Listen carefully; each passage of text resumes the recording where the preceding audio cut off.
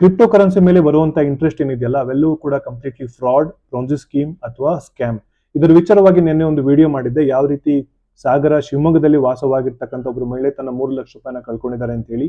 ಅವರ ಸ್ನೇಹಿತೆ ಕೂಡ 6 ಲಕ್ಷ ರೂಪಾಯಿನ ಅಮೌಂಟ್ ಅನ್ನ ಕಳ್ಕೊಂಡಿದ್ದಾರೆ. ಅವರೇ ಹೇಳಿದಂತ ಇನ್ನಷ್ಟು ಮಾಹಿತಿ ಏನಂತಂದ್ರೆ, ಅವರು ಹೂಡಿಕೆ ಮಾಡಿರ್ತಕ್ಕಂಥ ಕ್ರಿಪ್ಟೋ ಕರೆನ್ಸಿ ಹೆಸರು ಗ್ರಿಡ್ ಅಂತ ಹೇಳಿ. ಈಗ ಯಾರು ಈ ಒಂದು ಕ್ರಿಪ್ಟೋ ಕರೆನ್ಸಿನ ಅವ್ರಿಗೆ ಪುಷ್ ಮಾಡಿದ್ದಾರೆ, ಈ ಒಂದು ಕ್ರಿಪ್ಟೋ ಕರೆನ್ಸಿಲಿ ಹೂಡಿಕೆ ಮಾಡಿ ನಿಮ್ಗೆ ಪ್ರತಿ ತಿಂಗಳು ಬಡ್ಡಿ ಬರ್ತಾ ಹೋಗುತ್ತೆ ಅಂತ ಹೇಳಿದ್ದಾರೆ. ಅವ್ರು ಹೇಳ್ತಾ ಇರ್ತಕ್ಕಂಥ ಇನ್ನೊಂದು ಮಾಹಿತಿ ಏನಂತಂದ್ರೆ, ನೀವು ಗ್ರಿಡ್ ಅನ್ನುವಂಥ ಕ್ರಿಪ್ಟೋ ಕರೆನ್ಸಿಯಿಂದ ಅಲ್ಟ್ರಾಮ್ಯಾಕ್ಸ್ ಅನ್ನುವಂಥ ಕ್ರಿಪ್ಟೋ ಕರೆನ್ಸಿಗೆ ನಾವು ಕಂಪ್ನಿನ ಚೇಂಜ್ ಮಾಡ್ತಾ ಇದೀವಿ. ಚೇಂಜ್ ಮಾಡಿದ ತಕ್ಷಣ ನಿಮಗೆ ಪ್ರಿನ್ಸಿಪಲ್ ಅಮೌಂಟ್ ವಾಪಸ್ ಬರುತ್ತೆ ಅಂತ ಹೇಳಿ ಬೇಸಿಕಲಿ ಇನ್ನೊಂದು ನಂಬಿಕೆಯನ್ನ ಅವರಿಗೆ ಸೆಲ್ ಮಾಡ್ತಾ ಇದ್ದಾರೆ. ಆಮೇಲೆ ಇವರು ಯೂಸ್ ಮಾಡ್ತಿರ್ತಕ್ಕಂಥ ಒಂದು ವೆಬ್ಸೈಟ್, ಏನೊಂದು ವೆಬ್ಸೈಟ್ ಇದೆ ಅಂತ ಏನು ಅಂದ್ಕೊಂಡಿದ್ದಾರೆ, ಆಕ್ಚುಲಿ ಅದು ಇಟ್ಸ್ ಅ ಫೇಕ್ ವೆಬ್ಸೈಟ್.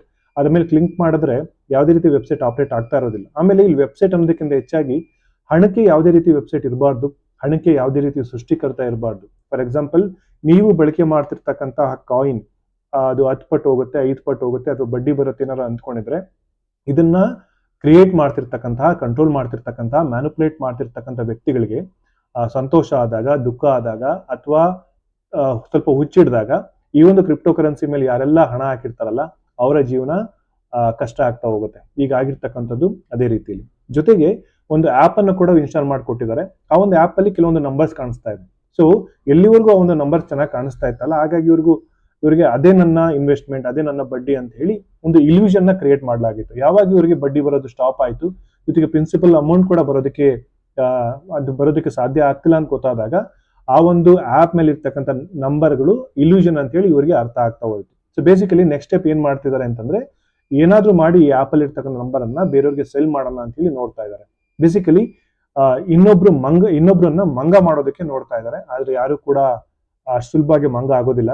ಅಥವಾ ಈ ಒಂದು ಏಜೆಂಟ್ ಏನೋ ಅವ್ರು ಕ್ರಿಪ್ಟೋ ಕರೆನ್ಸಿನ ಪುಷ್ ಮಾಡಿದಾರಲ್ಲ, ಇವರು ಇನ್ನೊಬ್ರು ಮಂಗನನ್ನ ಹುಡುಕಿ ಆತನ ಹತ್ರ ದುಡ್ಡಿಸ್ಕೊಂಡು ಇವ್ರಿಗೆ ವಾಪಸ್ ಕೊಡಿಸುವಂತ ಪ್ರಯತ್ನದಲ್ಲಿ ಇರಬಹುದು. ಸೊ ಒಟ್ಟಾರೆಯಾಗಿ ಹೇಳಬೇಕು ಅಂತಂದ್ರೆ, ಈ ಒಂದು ಕ್ರಿಪ್ಟೋ ಕರೆನ್ಸಿ ಅಥವಾ ಯಾವ್ದಾದ್ರು ಒಂದು ಕಾಯಿನ್ಗೆ ಒಬ್ರು ಸೃಷ್ಟಿಕರ್ತಾ ಇದ್ದಾರೆ, ಅದನ್ನ ಕಂಟ್ರೋಲ್ ಮಾಡ್ತಾ ಇದ್ದಾರೆ, ಮ್ಯಾನಿಪುಲೇಟ್ ಮಾಡ್ತಾ ಇದ್ದಾರೆ ಅಂತಂದ್ರೆ ಅದು ಹೂಡಿಕೆ ಮಾಡುವಂತಹ ಇನ್ವೆಸ್ಟ್ಮೆಂಟ್ ಅಲ್ಲ. It's not even an asset class. ಇದನ್ನ ಅನ್ರಿಜಿಸ್ಟರ್ಡ್ ಸೆಕ್ಯೂರಿಟೀಸ್ ಅಂತ ಹೇಳಿ ಕರೀತಾರೆ. ಅಮೆರಿಕದ ಸೆಕ್ಯೂರಿಟಿ ಎಕ್ಸ್ಚೇಂಜ್ ಕಮಿಷನ್ ಕೂಡ ಇದೇ ರೀತಿ ಕ್ಲಾಸಿಫೈ ಮಾಡಿರ್ತಕ್ಕಂಥದ್ದು. ಬೇಸಿಕಲಿ ಏನಂದ್ರೆ, ನನ್ನನ್ನು ನಂಬಿ ನಾನು ನಿಮ್ಮ ಹಣವನ್ನ ಡಬಲ್ ಮಾಡ್ತೀನಿ, ನನ್ನನ್ನು ನಂಬಿ ನೀವು ನಿಮ್ಮ ಹಣಕ್ಕೆ ನಾನು ಬಡ್ಡಿ ಕೊಡ್ತೀನಿ. ಸೊ ಈ ರೀತಿ ಇರುವಂತಹ ಒಂದು ಪೊನ್ಸಿ ಸ್ಕೀಮ್ ಅಷ್ಟೇ ಇವನ್ನ ಅನ್ರಿಜಿಸ್ಟರ್ಡ್ ಸೆಕ್ಯೂರಿಟೀಸ್ ಅಂತ ಹೇಳಿ ಅಫಿಷಿಯಲಿ ಕರೆಯಲಾಗುತ್ತೆ.